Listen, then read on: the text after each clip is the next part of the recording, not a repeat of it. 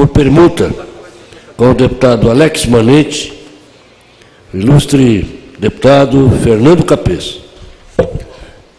Senhor presidente, primeiro vice-presidente no exercício da presidência, nobre deputado Celso Gílio, quero aqui, nesta data tão importante, Dia do Enfermeiro, dirigir os encômios à nossa colega de partido, deputada Analice Fernandes, a primeira enfermeira profissional de enfermagem a ocupar uma cadeira no Parlamento Paulista como deputada estadual e autora do projeto de lei que autorizou o governo do Estado a incluir nos quadros de funcionários do Estado de São Paulo o cargo de técnico de enfermagem. Que você, Analice Fernandes, seja a portadora dos elogios de toda a bancada do PSDB aos enfermeiros, profissionais de enfermagem, e o brilhante trabalho que você realiza aqui nesta casa é um indicativo de que realmente nós estamos com muito orgulho de tê-la entre nós. Queria também cumprimentar nosso colega Ari Fossen, que já foi prefeito de Jundiaí, ex-presidente do Paulista de Jundiaí, está aqui presente, o nosso colega Bezerra, os deputados Marco Aurélio, Marcos Martins, Isaac, e me dirigi ao nosso telespectador para comentar uma notícia alvissareira que vimos no jornal Folha de São Paulo, caderno cotidiano. Em 2007, no nosso mandato anterior, no primeiro ano do nosso primeiro mandato, na legislatura anterior, nós protocolamos a indicação número 342 de 2007. Indicação é uma sugestão que o deputado faz ao governador, porque existem projetos que são de iniciativa do deputado e outros projetos nos quais somente o governador tem a iniciativa. Nos projetos de iniciativa do governador, não cabe ao deputado apresentar um projeto de lei, porque é um projeto de lei que não tem nenhuma chance de ser transformado em lei. Neste caso, ele faz uma indicação ao governador do Estado, o governador submete esta indicação à pasta respectiva, e depois de estudos, isto pode se converter ou não numa medida efetiva. Esta indicação diz respeito às centrais de flagrante. Eu vou procurar rapidamente ler a justificativa da criação das centrais de flagrante, que constou de uma indicação que formulamos 4 anos atrás. Segundo a sistemática vigente, toda noite um delegado de polícia deve permanecer de plantão em cada distrito policial da capital. Não apenas para o registro das ocorrências em boletins, mas também para a lavratura de autos de prisão em flagrante. O policial fica entre o sono, a fadiga, o cansaço e a lucidez. Terminado o expediente noturno, tira folga por 24 ou 48 horas, conforme o caso. Grande número de policiais que poderiam estar se dedicando à atividade investigatória acaba absorvido com esta forma de gerenciamento de recursos humanos. Com a criação da central de flagrantes, cada delegacia seccional teria pelo menos 2 delegados de plantão, com uma superestrutura de serviços auxiliares própria das seccionais, com a finalidade de atender aos flagrantes ocorridos naquela noite. Inclusive com um controle muito maior sobre eventuais desvios de função. Em todos os distritos da área, não existiriam delegados de plantão, mas os escrivães, única e exclusivamente para aquelas ocorrências de menor gravidade, que consiste na simples lavratura do boletim de ocorrência. Boletim de ocorrência que pode ser feito online pela internet, registro da ocorrência que já está sendo feito pelas polícias militares. Não há necessidade da pessoa se deslocar até uma delegacia para fazer o boletim, muito menos se colocar ali um delegado de polícia, uma autoridade policial, apenas com esta finalidade. Dessa forma, flagrantes e os fatos que são verdadeiramente graves seriam registrados nas seccionais, junto à central de flagrantes. haveria um aproveitamento melhor da autoridade policial para concentrar seus esforços na função investigatória, com o fim do tormento do plantão noturno. 2007, Fernando Capês, PSDB. Nosso querido amigo, amiga, telespectador, telespectadora da TV Assembleia.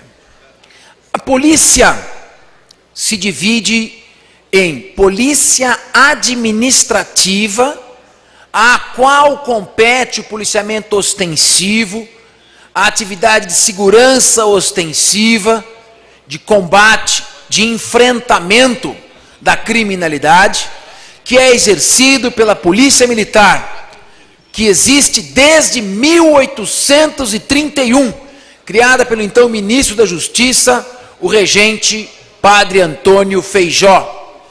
O presidente, na época se falava presidente, da província de São Paulo, era o então Brigadeiro Tobias. Então, com o Brigadeiro Tobias, com o ministro da regência una permanente, primeiro era uma regência trina, com a vacância do trono no Império, depois terminada a regência trina permanente, que não deu certo, Feijó assumiu como o regente uno. E aí, em 1831, foi criada a Polícia Militar, a quem compete a atividade de policiamento ostensivo. Em 1808, foi criada por Dom João VI a Polícia Civil, a qual competia e compete a atividade de polícia judiciária. Nós temos, então, Polícia Ostensiva Administrativa e Polícia Judiciária. A função precípua da Polícia Judiciária dos Estados, exercida pela Polícia Civil, é a função de investigar, a função investigatória. E esta função vem sendo prejudicada porque muitas vezes em distritos policiais, onde praticamente não há movimento de ocorrências à noite, se coloca um delegado de polícia para ficar no plantão.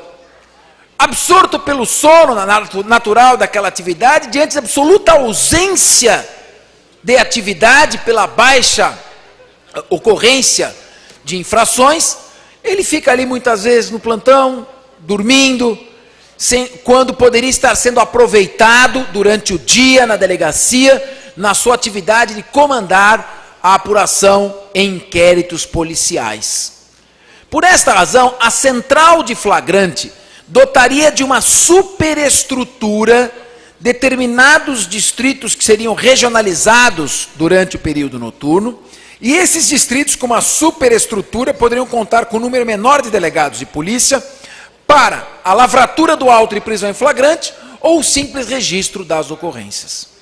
Isso significa otimizar, gerenciar corretamente os recursos humanos, colocar mais delegados de polícia nas delegacias, na atividade de investigação, na atividade de condução de inquéritos policiais, e retirando o delegado daquele plantão noturno, no qual, em muitos lugares, não há produtividade em proveito da sociedade.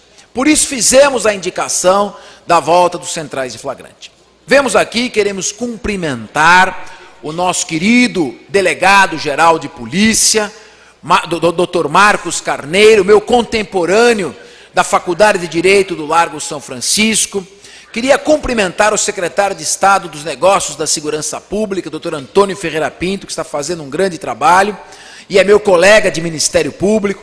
Queria cumprimentar o governador Geraldo Alckmin, quando vejo esta notícia no jornal Cotidiano da Folha de São Paulo. Pediria que nós pudéssemos focalizar para o nosso telespectador. Polícia vai recriar as centrais de flagrante. Podemos colocar aqui, não? Isso. Polícia vai recriar as centrais de flagrante. Ilustrando aqui, como vocês podem ver nesse desenho, os distritos que passarão a receber os flagrantes e outros que terão apenas ali os serviços auxiliares para o registro de ocorrências. E a matéria do jornalista André Caramante Começa. 4 anos depois, o governo paulista decidiu reativar, a partir de junho, as centrais de flagrante. Casos policiais com prisões em flagrante serão tratados em uma determinada delegacia da região, e não mais naquela unidade mais próxima de onde ocorreu o crime.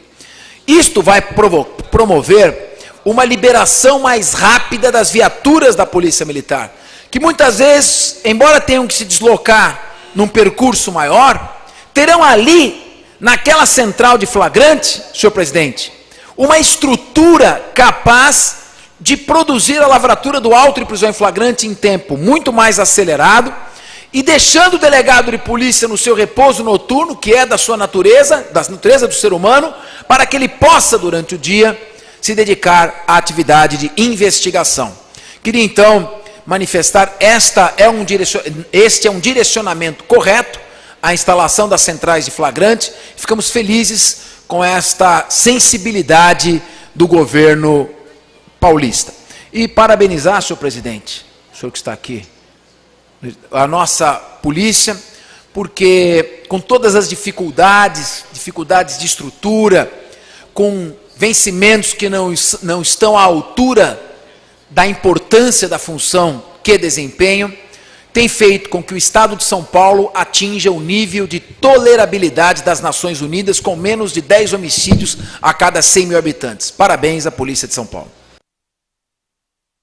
Aproveitando o gancho do deputado Adriano Diogo, que falou em farda, queria fazer uma comunicação. Tem a Vossa Excelência por 2 minutos.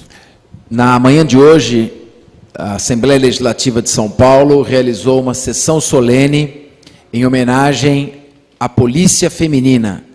Polícia Militar de São Paulo, policiamento feminino, que está completando aqui 61 anos de existência, com uma folha de serviço prestada à sociedade. A mulher que possui um intelecto desenvolvido, multifocal e uma sensibilidade maior, comprovadamente científica do que o homem, tem desenvolvido um trabalho na área de segurança pública extremamente relevante, sobretudo na área de infrações praticadas por menores e na violência contra a mulher. Ao lado disso, elas têm se destacado bastante em áreas como o policiamento de choque, policiamento ostensivo.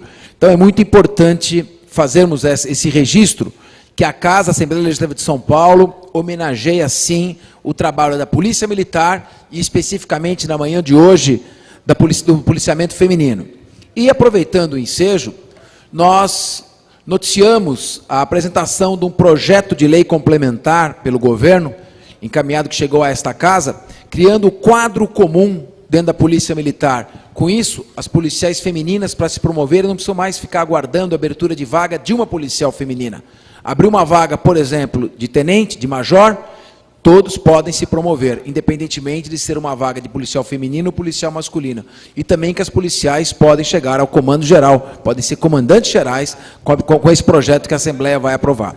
Agora, eu aproveito essa comunicação para concitar os colegas desta Casa Legislativa a votarem e aprovarem a proposta de emenda constitucional número 3 de 2009, que antecipa para 25 anos o período de aposentadoria das policiais femininas, em sintonia com o que já existe em outros estados e em sintonia com a Constituição Federal. Portanto, apoiar esta PEC para que as policiais femininas tenham um prazo diferenciado para a aposentadoria. Criar uma diferença para assegurar uma igualdade, um tratamento isonômico. Muito obrigado pela paciência, Sua Excelência.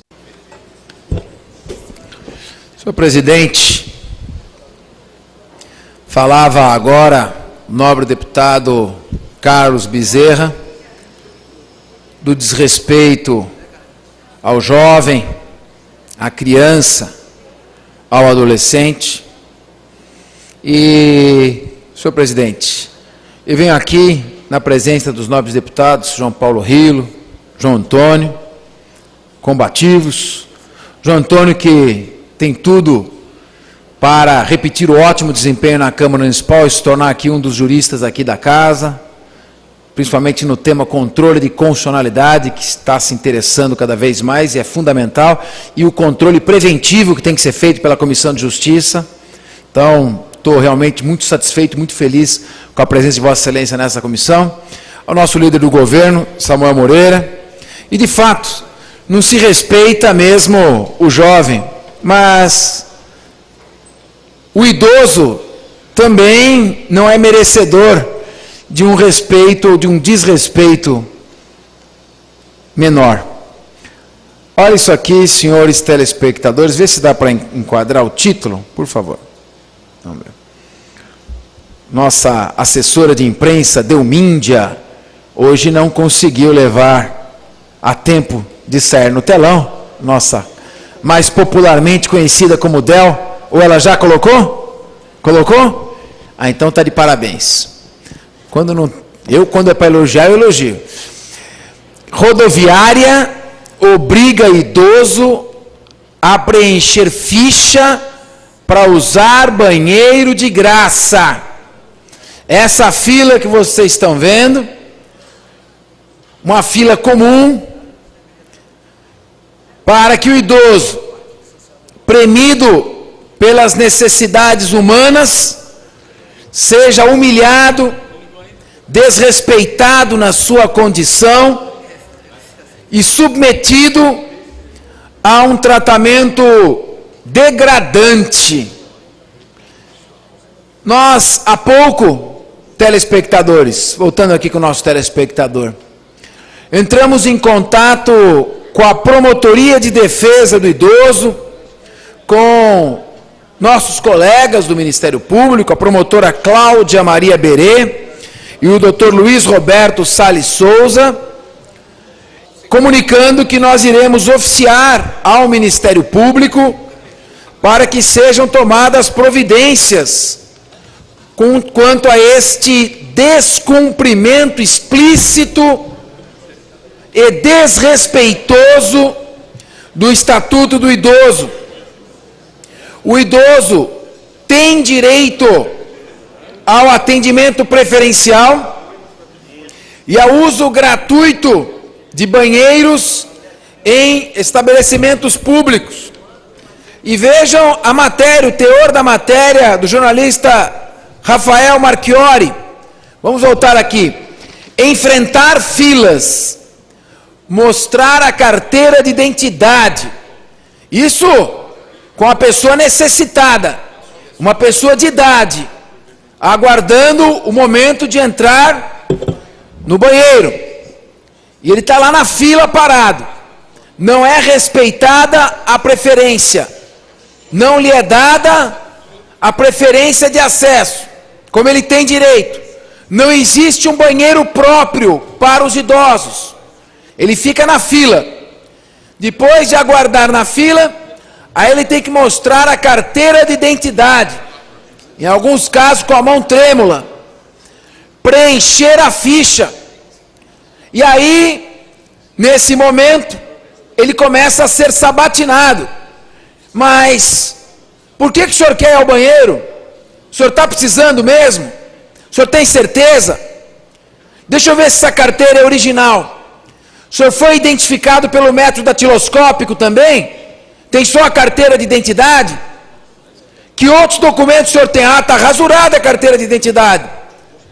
Até que o idoso, premido por esta verdadeira humilhação, desrespeito à lei, não vê outra alternativa a não ser quando ele pode pagar para entrar no banheiro.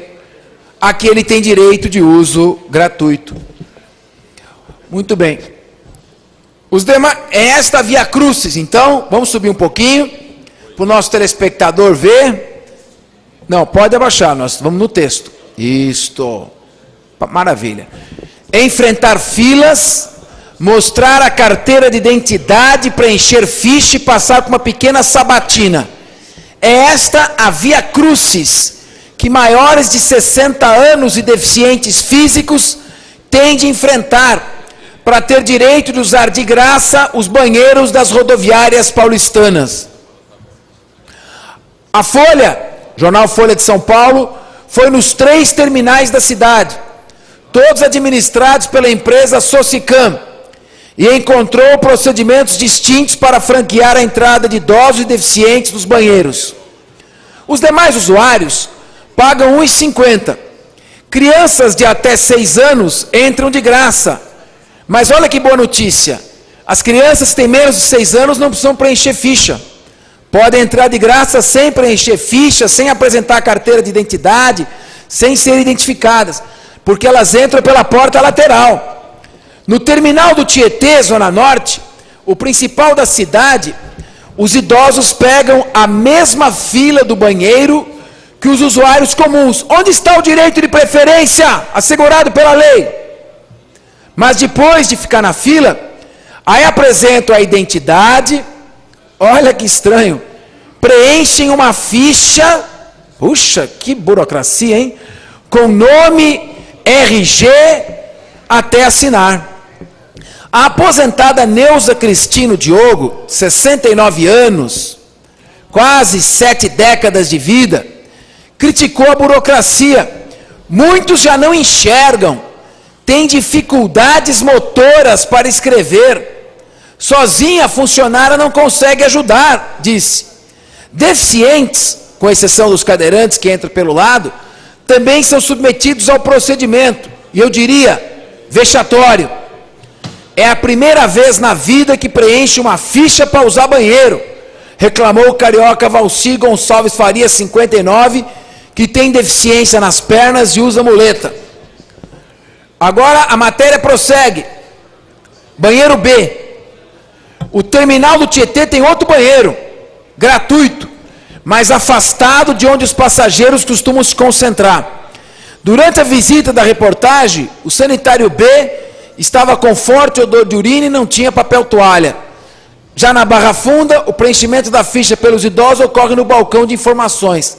Lá o funcionário que também responde a perguntas e vende cartões telefônicos dá um passe livre para o usuário. O resultado é uma longa espera. Atenção, minha mãe de 72 anos, que queria usar um banheiro, demorou 20 minutos, relatou Ruth Ramalho, 44 anos. E aí vem, e vão falando de outros locais. Bem, veja, eu acredito que todos os assuntos que digam respeito à violação, supressão ou omissão no atendimento a direitos dos usuários, dos consumidores, notadamente quando se trata de hipossuficientes, pessoas que necessitam de cuidado ou atenção especial, como é o caso dos idosos, como é o caso dos deficientes físicos, aos quais a lei assegura a proteção, assegura um plexo de direitos. O Estatuto do Idoso está aí, estabelecendo todas essas regras, prevendo como crime determinadas práticas contra o idoso, estão sendo desrespeitados. Nós vamos então, no cumprimento do nosso dever constitucional de parlamentar, fazer o encaminhamento dessa matéria e pedir providências ao Ministério Público. E vamos também fazer um requerimento de informações a esta empresa Socicam, que coordena e administra os terminais rodoviários de São Paulo. Esperamos que esta situação possa ser rapidamente corrigida, porque em que pese o seu ridículo, em que pese ser uma situação jocosa, ela acaba se traduzindo numa tragédia humana, porque é um desrespeito à dignidade da pessoa humana. E toda vez que se malbarata a dignidade humana, o acesso a direitos fundamentais, sem dúvida alguma, está se afrontando a Carta Constitucional do Estado Democrático de Direito. Oxalá, com o requerimento de informações, as providências que o Ministério Público vai tomar, seja posto cobro a esta situação e resolvido esse problema, já não é sem tempo. Obrigar um idoso, uma idosa, a ficar 20 minutos numa fila, preencher ficha, submeter-se à identificação para usar um banheiro que ele tem direito de usar, sem dúvida alguma é inadmissível numa sociedade civilizada. Deputado Mauro Bragato, deputado Celso Gílio, eu gostaria de, nesse momento, agradecer ao presidente da Assembleia, deputado Barros Munhoz, ao líder do governo, deputado Samuel Moreira, e ao líder do meu partido, deputado Orlando Morando, e a cada um dos 93 deputados, meus colegas nesta casa, que tornaram possível a aprovação do nosso projeto de lei 1414 de 2009.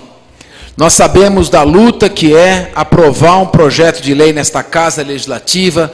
Eu tenho me batido para que mais projetos de deputados sejam apreciados e votados, mas fico muito feliz e muito grato pela população que esse projeto tenha sido aprovado.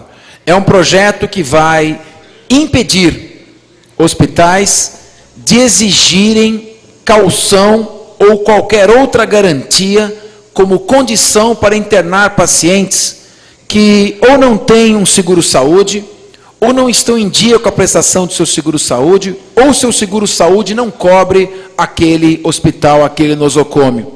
Acontece às vezes uma situação de emergência, a família leva o paciente para o hospital, não tem o seguro para aquele hospital naquele momento, e muitas vezes há uma discussão, se não deixar o cartão de crédito, se não deixar um cheque preenchido, a pessoa não é internada. Havia uma resolução da Agência Nacional de Saúde, que não, é uma resolução que não resolvia nada, porque não tinha sanção.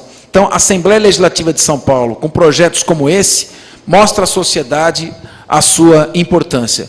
Vamos agora esperar que o governador Geraldo Alckmin sancione esse projeto para que ele se transforme em lei e possa proteger, nesta área da saúde, o nosso consumidor.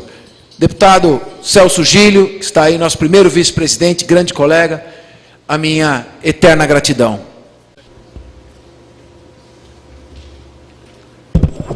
Senhor presidente, aproveitar essa audiência da TV Assembleia e para a audiência que já monta 250 mil telespectadores por minuto, para fazer uma comunicação. Nem tudo são críticas no Poder Legislativo.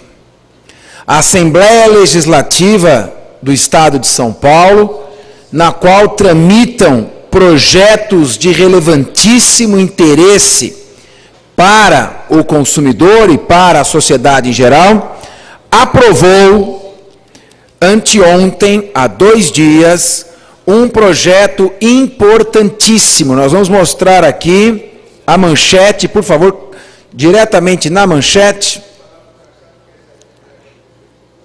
Isto, enquadra bem. Hospitais são proibidos exigir cheque caução. Este projeto de lei significa o seguinte: uma pessoa tem o imprevisto, por exemplo, durante a madrugada, um mal súbito acomete um parente, um membro da família.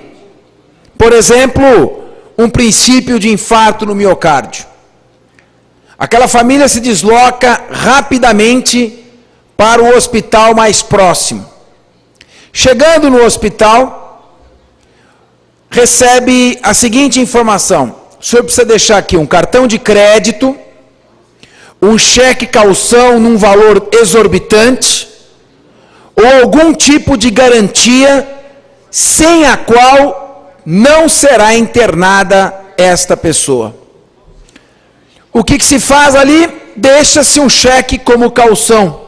Eu pergunto, neste momento, a pessoa tem condições de celebrar um contrato com normalidade de situação? Uma pessoa que chega num estado de vulnerabilidade, num estado de fragilidade, num estado de necessidade, no qual está entre preencher um cheque caução num valor absurdo ou ficar sem a internação de alguém que está passando mal e necessita de urgentes cuidados. Qual é a opção? Aquela pessoa em situação de vulnerabilidade, de fragilidade, de necessidade, preenche o valor que o hospital exigir e deixa a título de garantia. Terminar o tratamento, pelo menos o tratamento de emergência, vem a conta. E aí, o cheque caução já cobre aquele valor que está sendo imposto. A pessoa não tem condições de negociar, de dizer que aquela conta é exorbitante, que aquela é exigência absurda, para contestar este ou aquele item de pagamento, porque ela já deixou o cheque no momento em que não tinha condições de discutir em igualdade de posições. Mas eu indago aos senhores, a legislação civil prevê esta situação como ilícita. Chama-se situação de perigo. Alguém que se encontra em situação de perigo não está em condições, em paridade de condições de negociar um contrato. Mas os hospitais impingem uma exigência absurda de caução. A Assembleia Legislativa de São Paulo aprovou o projeto de lei 1414 de 2007, vínhamos há 4 anos batalhando pela aprovação deste projeto, e agora, caso o governador Geraldo Alckmin venha a sancionar, nós acreditamos que sim, será uma lei em vigor já para o mês de junho. A exigência de caução é ilegal, será nula de pleno direito, e o hospital vai ter que pagar uma multa de até R$175 mil. Fazemos isso em defesa daquela população que busca um atendimento de saúde, que é honrada, é honesta, quer pagar as despesas, mas não pode ser constrangida, compelida, extorquida a deixar um valor absolutamente irreal e inadequado. Por isso, repito, a Assembleia Legislativa do Estado de São Paulo, a maior Assembleia Legislativa do país, aprova um projeto que nós apresentamos proibindo a exigência do cheque caução em hospitais. Provavelmente, a partir de junho, nós, no Estado de São Paulo, estaremos livres desta odiosa imposição que obriga os pacientes, no momento posterior, a aceitar qualquer valor que seja imposto a título de cobrança pelos donos de hospitais. Em primeiro lugar, senhor presidente, eu gostaria de saudar todos os institutos, os estudantes do Instituto Educacional Atena de Arujá, que vieram aqui a nosso convite, trazidos pelo nosso assessor, Rodrigo Tritapepe, desejando a eles sorte nos seus estudos, no futuro, para que possam ocupar postos de liderança no futuro em nosso Estado. Tenho certeza que, pela dedicação de seus professores, estão vocacionados à ampla aceitação no mercado de trabalho. Gostaria também, senhor presidente, de lembrar ao nosso telespectador que o Estado de São Paulo tem o maior Tribunal de Justiça do mundo. 360 desembargadores. Esses 360 desembargadores dão conta de, pasmem, 60% do movimento processual do país. Mais de 20 milhões de processos aguardando julgamento nos vários recursos. O Poder Judiciário saturado de serviço. Os processos não param de chegar. A conflituosidade natural, fruto da tendência latino de levar toda e qualquer questão à judicialização, todo e qualquer conflito ao conhecimento da justiça, tem superlotado todos os escaninhos do nosso poder jurisdicional. Hoje, o prazo para a solução em média de um processo é de 8 anos. Em alguns casos, bisnetos aguardam a solução de inventários, desapropriações, como o caso da Companhia Paulista de Estradas de Ferro. Agora, nós indagamos, qual a solução para isso? Em primeiro lugar, na implantação de núcleos de conciliação e na disseminação da cultura do acordo, do entendimento, da harmonia, do trabalho dos conciliadores, diminuindo a conflituosidade.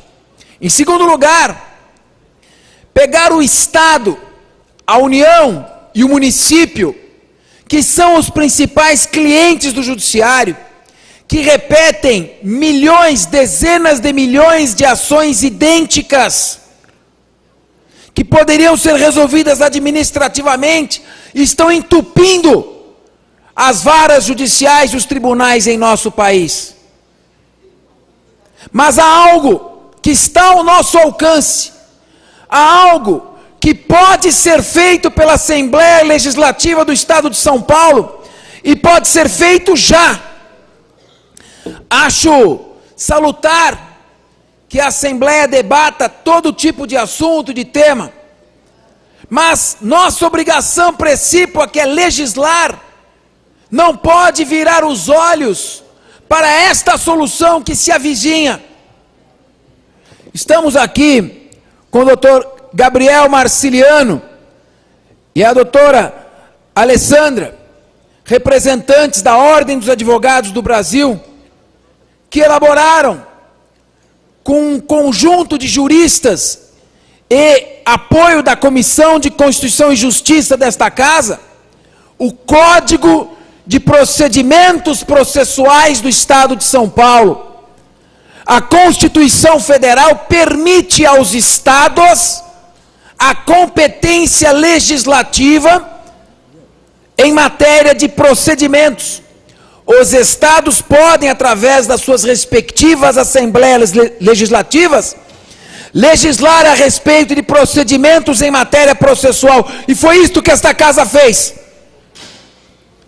Há uma série de dispositivos que aceleram a tramitação dos processos nos cartórios, porque 80% que se gasta em um processo, se gasta fora das mãos do juiz, pela burocracia judicial. E esse Código Estadual de Procedimentos moderno, feito sobretudo por advogados, aqueles que sofrem com a demora na prestação jurisdicional, esse código foi aprovado pela Comissão de Constituição e Justiça. Já se encontra na ordem do dia para votação. Não se trata de projeto de deputado. Se é projeto de deputado, estamos de acordo. Tem que ser feita uma negociação, passar pelo colégio de líderes. Votamos 94 projetos para assegurar direitos de todos os deputados, o que é justo. Mas esse não é um projeto de deputado. É um projeto da Casa, da Assembleia Legislativa, que vai acelerar a tramitação dos processos e agilizar a solução dos litígios. Portanto, ilustre deputado Jorge Rato, nosso colega, nos honrando em ocupar a cadeira da presidência na sessão desta tarde, peço que Vossa Excelência seja portador desta mensagem, que não é uma mensagem deste deputado, é uma mensagem de milhões e milhões de pessoas que aguardam a solução de litígios travados na burocracia do Poder Judiciário, para que o Colégio de Líderes delibere a colocação em votação do projeto da Casa, que aprova o Código Estadual de Procedimentos do Estado de São Paulo. Muito obrigado, senhor presidente, pela sua compreensão e sua paciência.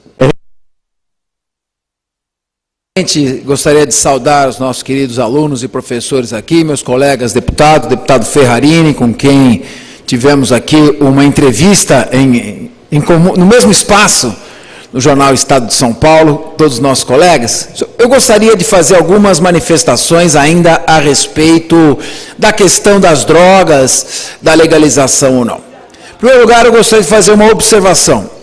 A atual lei de drogas, que é a Lei 11.343, Lei Federal de 2006, criminaliza o tráfico ilícito de entorpecentes no seu artigo 33 e criminaliza a aquisição da droga para consumo no seu artigo 28. Então, só uma pequena correção. A nossa legislação não criminaliza o uso da droga, ela criminaliza a detenção da droga para uso e para consumo posterior. Muito bem. Em matéria de drogas, nós temos que ser absolutamente intolerantes. Se é uma matéria em que não comporta flexibilidade, essa matéria é a questão de compactuar com qualquer forma de legalização do uso de substâncias entorpecentes, de psicotrópicos em geral.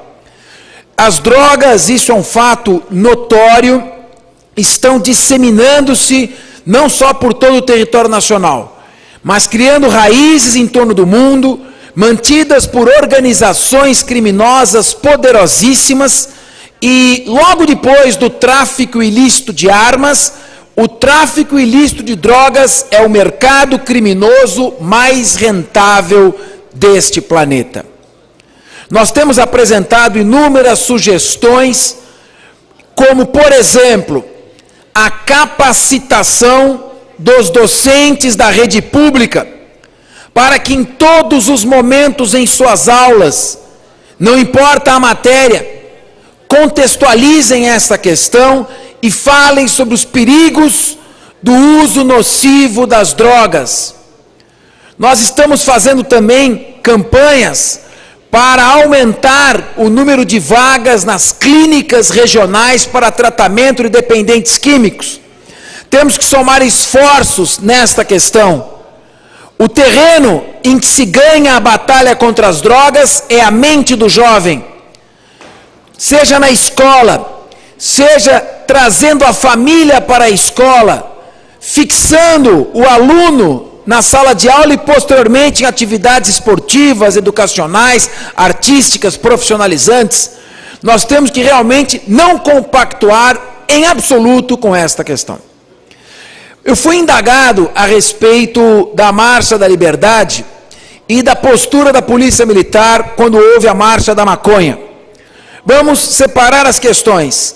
Na Marcha da Maconha, o Tribunal de Justiça de São Paulo havia dado uma ordem judicial para que não ocorresse aquela manifestação.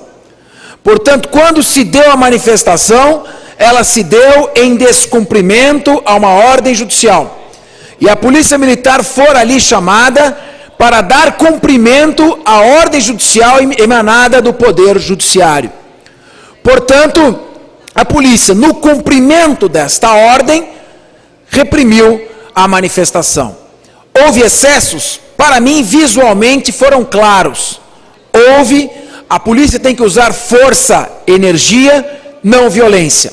Mas foram excessos episódicos, ocasionais. Estava claro que a manifestação ali se dava para impedir uma passeata que estava proibida por ordem judicial. Se nós não concordamos com a ordem judicial, nós devemos contestá-la dentro da hierarquia do Poder Judiciário, mas não violar completamente, porque aí nós estamos afrontando o próprio sistema. Posteriormente, quando houve uma segunda manifestação, indagado, eu fui claro ao dizer: não se pode estabelecer censura prévia à liberdade de manifestação do pensamento. Evidentemente, se há uma ordem judicial, a Polícia Militar tem que cumprir esta ordem judicial e garantir o Estado democrático de direito. Mas não cabe à instituição fazer uma censura administrativa à realização desta ou daquela passeata. Penso sim que nós devemos aceitar o debate. O presidente Fernando Henrique Cardoso se manifestou pela legalização da maconha. Eu sou completamente contra esta posição, terminantemente, radicalmente contra esta posição. Mas eu posso não concordar com o ponto de vista, mas defendo até o fim o direito da pessoa a dizê-lo. E assim, nós não devemos ter medo desta manifestação. Nós devemos sim procurar conversar com esses jovens que lamentavelmente são dependentes da maconha, dependência psicológica ou dependência física, e nós temos que chamá-los para o debate. Não é simplesmente reprimindo que nós vamos resolver esta situação. Portanto, no mérito, totalmente contra as drogas. Mas, como já dizia Voltaire, eu posso não concordar com nenhuma das bobagens que você diz, mas defendo até o fim o direito de dizê-las. Vamos debater e vamos procurar trabalhar a mente do jovem nessa grave questão. Eu gostaria de me solidarizar integralmente com essas palavras de Vossa Excelência, que é um defensor, já de há muito, estou aqui indo para o meu segundo mandato e sempre presenciei e fui testemunha da postura de Vossa Excelência pela recomposição salarial e também aumento por parte dos servidores do Poder Judiciário. Mas aqui eu queria aproveitar essa sua palavra, na qualidade de presidente da Frente Parlamentar de Apoio à Defensoria Pública, para agradecer e parabenizar o governador Geraldo Alckmin pelo envio desse oportuno projeto. A Defensoria Pública, como Vossa Excelência sabe, que é um jurista, um constitucionalista, está prevista no capítulo das funções essenciais da Justiça. E é uma função essencial da Justiça garantir o equilíbrio de armas no processo criminal entre acusação e defesa. Além disso, a Defensoria integra várias outras searas do direito, ingressando com ações civis públicas, se manifestando na proteção jurídica dos necessitados, no amparo aos carentes que querem ter acesso à justiça, e ela estava enfrentando um problema, que era a evasão dos seus quadros. O candidato prestava um concurso dificílimo, de igual grau de dificuldade a Ministério Público, Procuradoria, Magistratura, e depois saía, uma vez que buscava outras possibilidades melhores de compensação financeira. Por essa razão, em boa hora, vai estancar essa saída e vai fortalecer cada vez mais a Defensoria Pública no Estado de São Paulo. Parabéns ao governador Geraldo Alckmin e obrigado a Vossa Excelência por ter me cedido tempo para essa parte. Nós agradecemos a parte elucidativa de Vossa Excelência, que se agrega ao nosso discurso, e deixamos aqui registrado que precisamos de uma defensoria pública aqui pujante, atuante, fortalecida, bem remunerada, e precisamos também de uma justiça também pujante, fortalecida, aonde magistratura e servidores da justiça têm que ter o reconhecimento por parte do Tribunal de Justiça e do Poder Judiciário e também por parte do Governo do Estado, visto que não temos ainda autonomia financeira absoluta, não temos autonomia financeira para o Tribunal de Justiça, que aí é uma outra discussão e envolve uma série de reflexões. Senhor presidente, seria essa a nossa fala.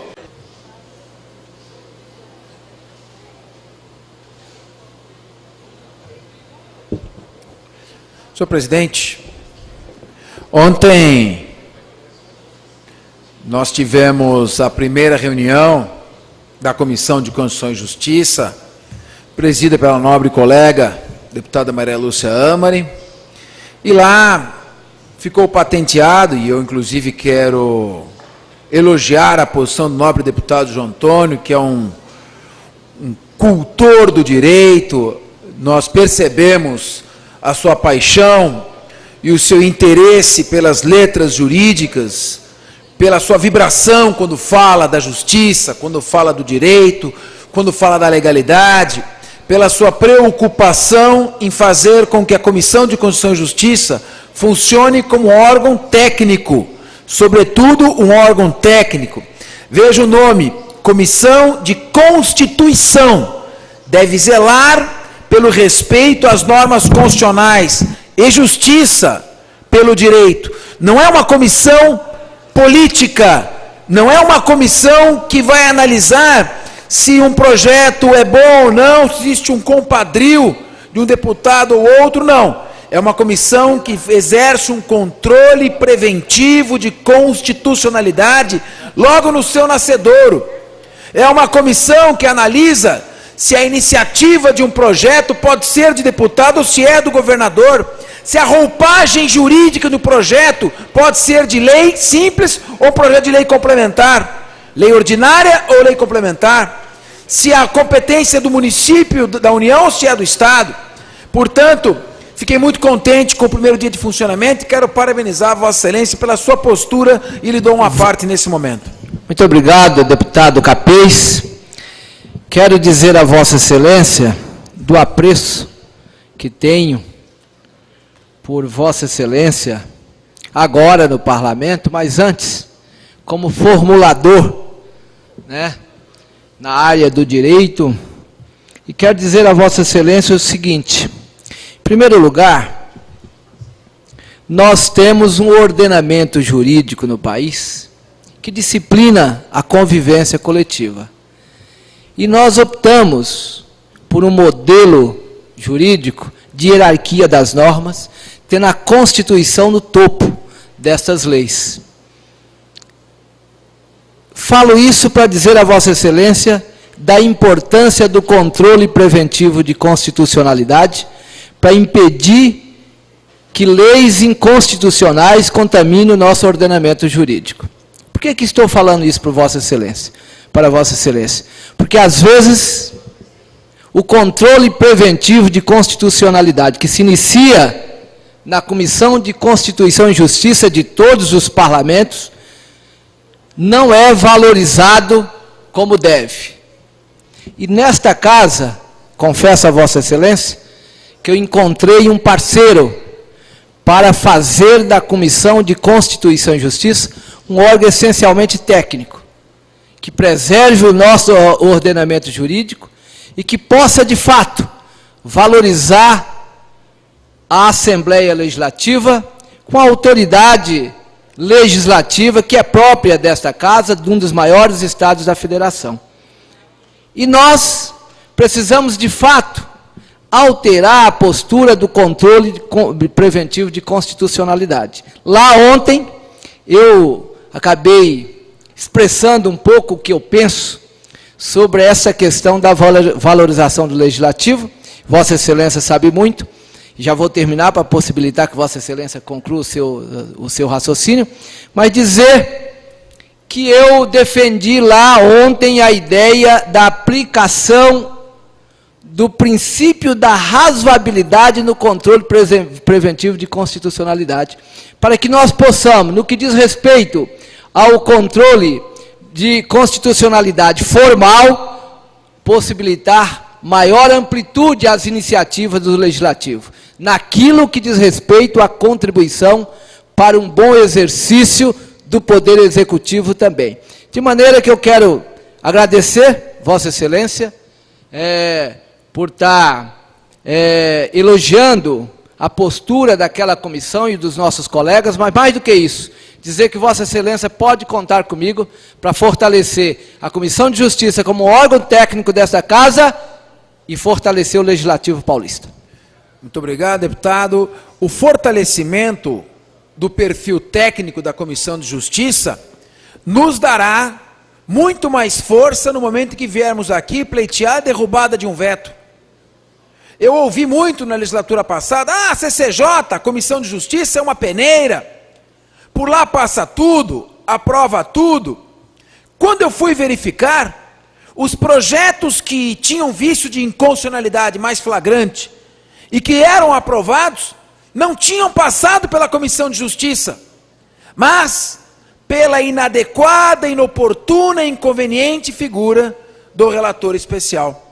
E muitas vezes o relator especial ali faz um projeto, ele não integra a Comissão de Justiça, e uma só pessoa substitui toda uma comissão onde pode se travar um debate.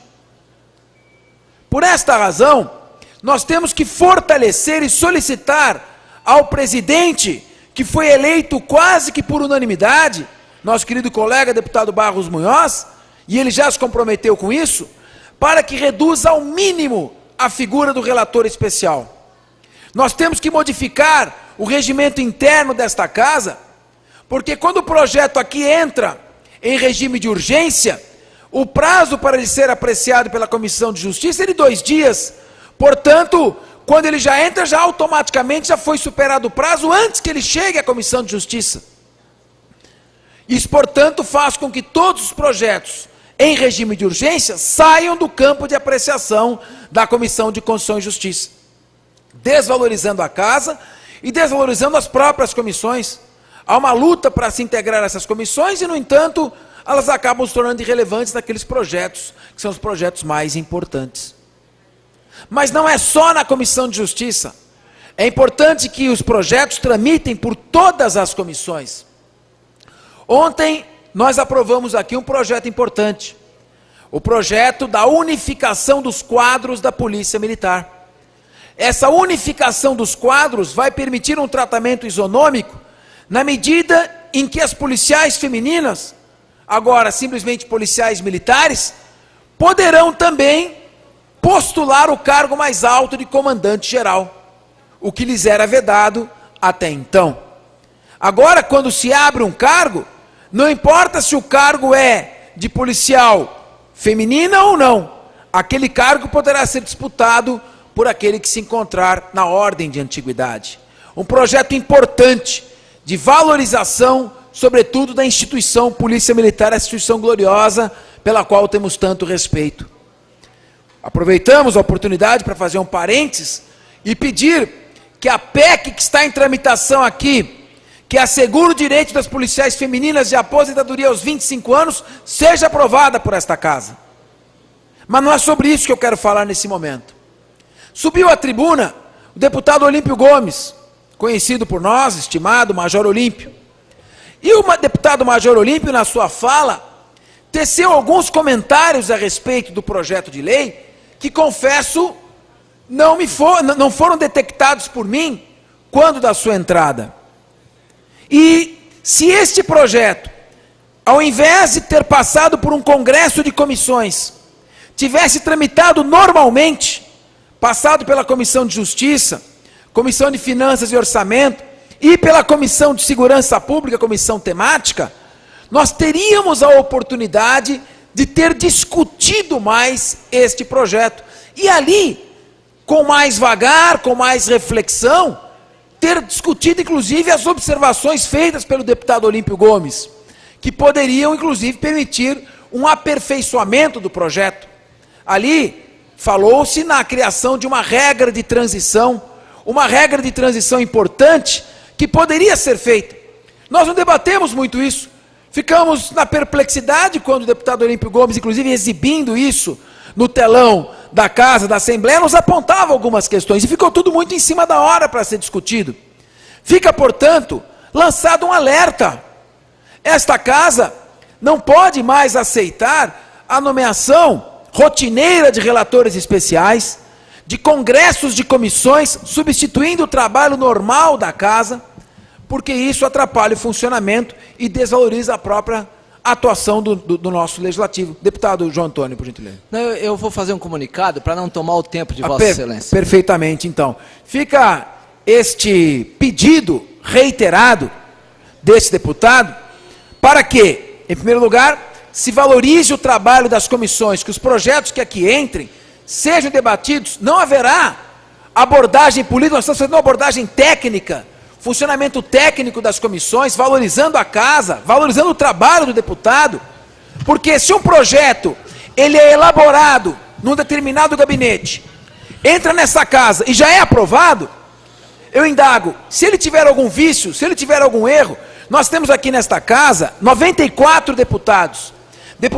das mais variadas formações e origens, que têm toda a condição de analisar de acordo com o tema, profundamente o que pode ser aperfeiçoado, e a Casa pode aperfeiçoar projetos. Então, obrigado pela tolerância, senhor presidente, e eu gostaria de deixar aqui a solicitação de que tanto a figura do relator especial quanto de congresso de comissões cedessem espaço para a atuação normal e rotineira desta Casa Legislativa. Senhor Nós presidente. pudéssemos votar mais projetos de lei. Muito obrigado, senhor presidente. A me dirigir ao policial Rogério, sua esposa Terezinha, sua família, me somando à luta aqui do nosso deputado Olímpio Gomes, com relação a este episódio, a meu ver, completamente injusto, que está se abatendo sobre Vossa Senhoria. Vossa Senhoria estava no exercício regular de uma função, não pode ser obrigado a arcar com recursos do próprio bolso, principalmente quando não os tem, quando vai perder a sua própria moradia, que é o único imóvel que possui, numa interpretação, a meu ver, equivocada da lei. Eu gostaria a nossa Comissão de Segurança Pública, deputado Adriano Diogo, de fato, eu esperava a reunião para esta semana, espero que nós possamos eleger o vice-presidente e convocar uma reunião extraordinária para tratar deste assunto, mas eu vou solicitar desde logo, está aqui o deputado João Antônio, da Comissão de Constituição e Justiça, tem a ver com a área da justiça, porque é uma interpretação jurídica, no nosso ver, equivocada que está sendo feita da lei, para que na próxima reunião, na quarta-feira, às 14h30, Vossa Senhoria compareça, já está convidado. Espero que o deputado João Antônio esteja de acordo conosco. O deputado Olímpio Gomes é especial convidado para participar desta sessão. Vossa Senhoria poderá comparecer com o deputado Olímpio Gomes na Comissão de Constituição e Justiça, onde vamos tentar trazer essa discussão à baila, convidar, se necessário, o Procurador-Geral do Estado para vir aqui conversar conosco a respeito do que está acontecendo. E com relação à reclamação do deputado Adriano Diogo, da votação dos projetos, eu quero reiterar aqui que estamos preparando já, concluindo uma questão de ordem, que vamos encaminhar à presidência desta casa. A questão de ordem consiste basicamente no seguinte: número 1, a colocação em votação de um projeto que se encontra na ordem do dia é um ato discricionário ou um ato vinculado, obrigatório? No momento que o projeto já caminhou por todas as comissões, está na ordem do dia, qual a razão que justifica ele não ser levado à discussão e votação? Não estou pedindo aprovação, discussão e votação. Segundo, o parlamentar, ou melhor, o parlamentar na condição de detentor de mandato popular, representando os seus eleitores e a sociedade tem o direito público subjetivo a que os projetos apresentados pelos seus parlamentares sejam discutidos e votados? A quem cabe, então, a última palavra sobre a votação de um projeto? Nosso pleito é que todos os projetos da ordem do dia sejam imediatamente colocados em discussão e votação. E fica desde logo, presidente, feito o convite, peço licença ao deputado Olímpio Gomes, que foi quem trouxe essa questão, quem primeiro se preocupou com isso, quem tomou conhecimento e levou a nós essa questão. Quero aqui dizer ao deputado Olímpio Gomes que a Comissão de Justiça está aberta, eu não sou presidente, mas a nossa presidente Maria Lúcia Amari com certeza está de acordo, para que Vossa Senhoria compareça com o deputado na Comissão de Justiça na próxima quarta-feira, para deliberarmos com urgência